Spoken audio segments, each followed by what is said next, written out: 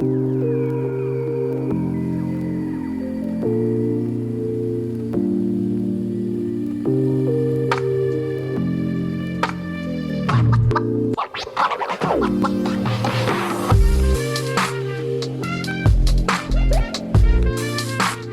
鬆軟又好食嘅梳芙里 pancake， 大家中唔中意食呢？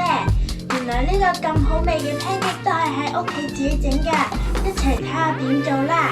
開始之前，大家記得訂閱、分享同埋按 like 啦！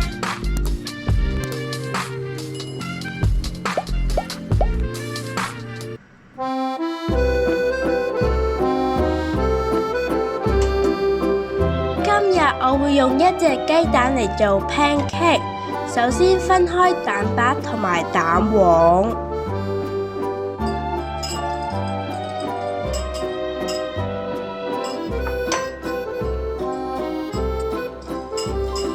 首先我哋整蛋黃嘅部分，加入糖、油、牛奶，撈埋佢哋一齊。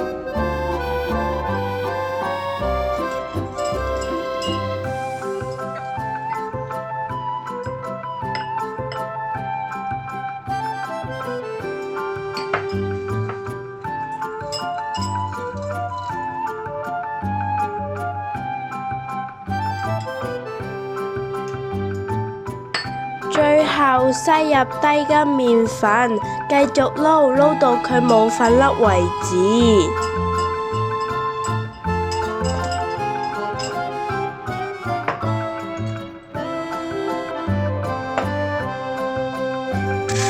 跟住落嚟整蛋白。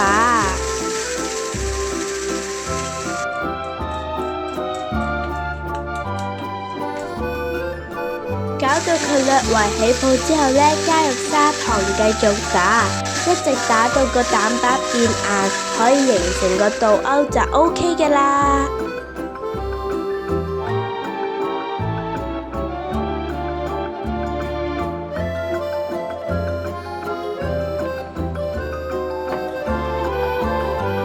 加1/3嘅蛋白入個蛋黃度，用切半嘅方法嚟攪。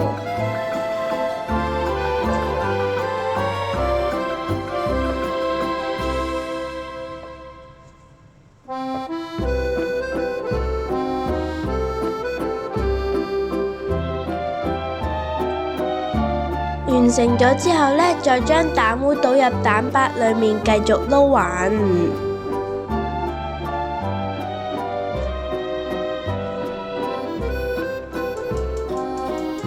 跟住就開始煎啦，開細火倒啲油，用紙巾搽勻個 pan， 用個大湯匙放啲麵糊入去，盡量要圓一啲。今日會整2個嘅，所以另一個都係咁樣做。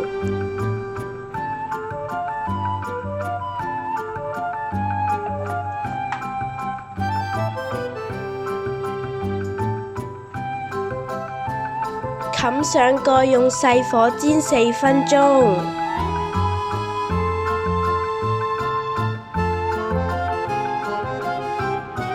大概2分鐘之後呢，可以再加多一層。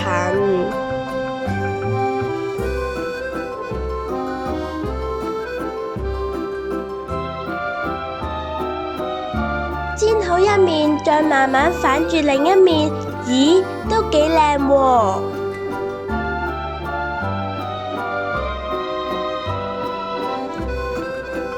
冚返個蓋，煎多4分鐘就可以上枱㗎啦！